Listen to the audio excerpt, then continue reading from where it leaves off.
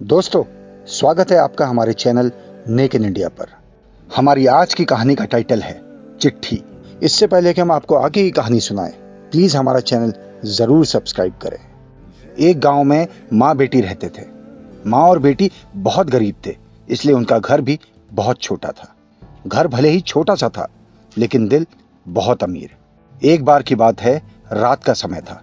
दरवाजे पर खटखटाने की आवाज आई। बेटी ने दरवाजा खोला तो वहां पर कोई नहीं था। नीचे देखा तो चिट्ठी पड़ी हुई थी। बेटी ने चिट्ठी खोलकर पढ़ी तो उसके हाथ कांपने लगे। उसे पढ़ने के बाद वो जोर से चिल्लाई, माँ इधर आओ। चिट्ठी में लिखा था, बेटी मैं तुम्हारे घर आऊंगा, तुमसे और तुम्हारी माँ से मिलने। और नाम की जगह नीचे लिखा था भगवान। माँ ने कहा, ये शायद हमारी गली के किसी लड़के ने तुम्हें छेड़ने के लिए बहुत ही गंदी शरारत की है। लेकिन बेटी को माँ की बात पर यकीन नहीं हो रहा था। बेटी बोली, माँ पता नहीं क्यों मुझे ये सच लग रहा है। माँ को मनाकर बेटी और माँ दोनों तैयारी में लग गई। उनके घर में मेहमानों के लिए एक चटाई थी, जिसे उन्होंने निकाल कर बिछा दिया और रसोई घर में जाकर देखा तो खाने का एक दाना नहीं था। बेटी और माँ दोनों गहरी सोच में पड़ गए। अगर भगवान सच में आ गए तो खाने में कुछ नहीं दे पाएंगे। उन्होंने आगे पीछे का कुछ नहीं सोचा था। बचत के मात्र 300 रुपए बेटी के पास थे। वो पैसा लेकर वो दोनों छाता और कंबल लेकर किराने की दुकान के लिए निकल पड़े। बारिश होने वाली थी और ठंड भी बहुत ज्यादा थी।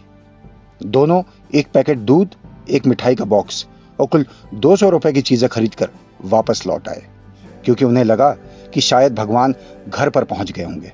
वो घर से थोड़ी दूर ही पहुंचे थे तो देखा कि जोर से बारिश शुरू हो गई और सड़क किनारे एक पति पत्नी खड़े थे। ऑटो पास से गुजरा तो लड़की ने देखा उनके हाथ में छोटा बच्चा रो रहा था। उनकी स्थिति कुछ ठीक नहीं लग रही थी। उनका ऑटो घर के दरवाजे पर पहुंचा तो माँ ऑटो से उतरी, पर बेटी से रहा नहीं गया। वो बोली, ऑटो वाले भैया जरा ऑटो को उनके पास ले लो। वो ऑटो वाला उनके पास ले गया।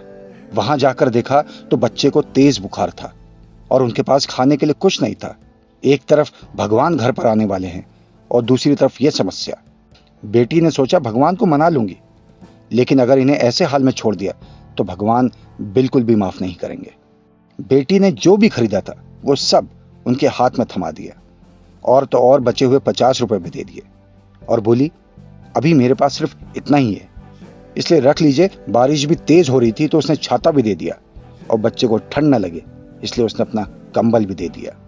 ये करके वो फटाफट घर पहुंची, ये सोचकर कि भगवान आ गए होंगे। लेकिन दरवाजे पर माँ खड़ी थी, जिन्होंने पूछा, आने में इतनी देर क्यों लगा दी बेटी? और ये देख, एक और चिट्ठी आई है, पता नहीं किसकी है। माँ ने वो चिट्ठी बेटी के हाथ में पकड़ा दी। उसके बाद बेटी ने उसे पढ़ना शुरू किया। चिट्ठी में लिखा था, बेटी आज तुमसे मिलकर बहुत खुशी हुई है। पहले से काफी दुबली हो गई हो, लेकिन आज भी उतनी ही सुंदर हो। और हाँ, तुम्हारी मिठाई बहुत अच्छी थी। तुम्हारे दिए हुए कंबल से तो बहुत आराम मिला और छाता देने के लिए बहुत धन्यवाद बेटी। अगली बार मिलते ही लौटा दूंगा। ये सब पढ़कर बेटी के तो होश ही उड़ गए। उसने निशब्द होकर पीछे मुड़कर सड़क किनारे देखा तो वहां कोई नहीं था। चिट्ठी में आगे लिखा था, मुझे इधर उधर मत ढूंढो, मैं तो कण कण में हूं। जहां पवित्र सोच हो मैं हर उस मन में हूं। यदि दिखे कोई जरूरतमंद तो मैं उस हर जरूरतमंद में हूं। ये सब पढ़कर बेटी जोर से रो पड़ी और उसने ये बात अपनी माँ को भी बताई। दोनों काफी भावुक हो गए और पूरी रात सो नहीं पाए। तो दोस्तों, हमें इस कहानी से ये सीख मिलती है कि इंसान मरने के बाद अपने साथ पैसे नहीं बल्कि कर्म लेकर जाता है, और जरूरी नहीं कि हर पैसे वाले व्यक्ति अच्छे कर्म ही लेकर जा रहा हो। इसलिए कोशिश करें कि पैसों से अमीर हो या गरीब, लेकिन कर्मों से जरूर अमीर बने। और इस बात को याद रखना कि बड़े प्यार से मिलना सबसे दुनिया में इंसान रे, क्या जाने किस वेश में बाबा मिल जाएं भगवान रे। अगर हमारी ये कहानी आपको अच्छी लगी तो इसे सबके साथ शेयर करें। दोस्तों, ऐसी और भी कई मोटिवेशनल स्टोरीज के लिए सब्सक्राइब करें हमारा चैनल नेक इन इंडिया, और हाँ, बेल आइकन जरूर प्रेस करें।